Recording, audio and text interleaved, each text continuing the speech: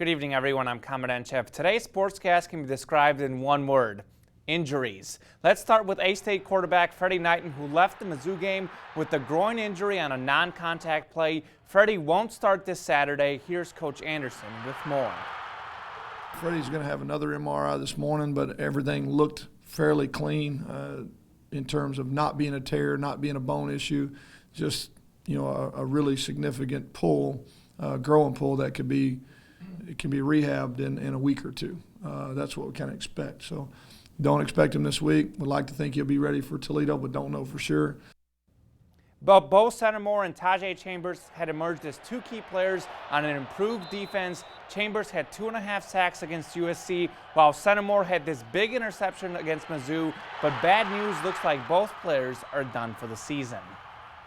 All indications are that Tajay's got an ACL tear. They're going to look at it a little bit more in depth, but don't expect that to be different. I mean, we're about 99% sure. We'll know for sure here soon, but he definitely is out for an extended period of time. Would expect he's out for the season unless something dramatic changes. Bo Centimore has a break that's going to require some work. He's out 8 to 12 weeks, depending on how things heal. Now, he'll be fine once it heals, but we've lost him for the season as well. Just like the Red Wolves, the Razorbacks were hit by the injury bug as well. Keon Hatcher was emerging as a star, leading the Hogs with 198 receiving yards the first 2 games of the season, but Hatcher will be out for at least 6 weeks with a foot injury.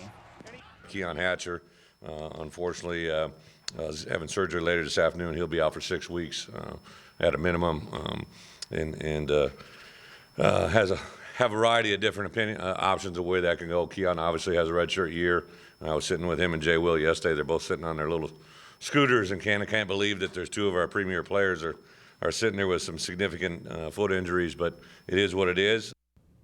Today, the Cowboys found out they're the first sports franchise to be worth $4 billion. This comes a day after a thrilling comeback win against the Giants, where Romo found Witten with 7 seconds left for the win, but it came at a price, as Dez Bryant will be out 4 to 6 weeks with a broken foot. We don't get too caught up in these things being etched in stone. They certainly help us make some judgments about what we might have to do with the roster, but these aren't hard and fast timetables.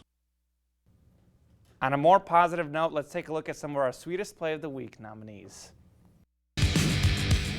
We start with the game of the week as the big man Q Collins bursts up the middle and shows off his breakaway speed as he heads to the house for a 78-yard touchdown run. Our second play features special teams as Gosno blocks the punt and Carlos Blackman picks it out of the air, and he's in the end zone for the score. For play number 3, we have more special teams as Marquise Brown picks the ball up near his own end zone and he makes some moves. We lose him for a second, but then he heads down the sideline, gets a big block, and from there he's too fast as he heads to the house for a 99-yard TD. Head on over to KIT8.com to vote. Polls close Tuesday at 8. You can see the winning play that night on Region 8 News at 10. And a few nice honors for the A-State volleyball team. More on that on KIT8.com. And the A-State football team kind of got a new season ticket plan. They're going to make it a little bit cheaper. Again, more on that online. Okay. Common, thanks. We'll be right back. Don't go away.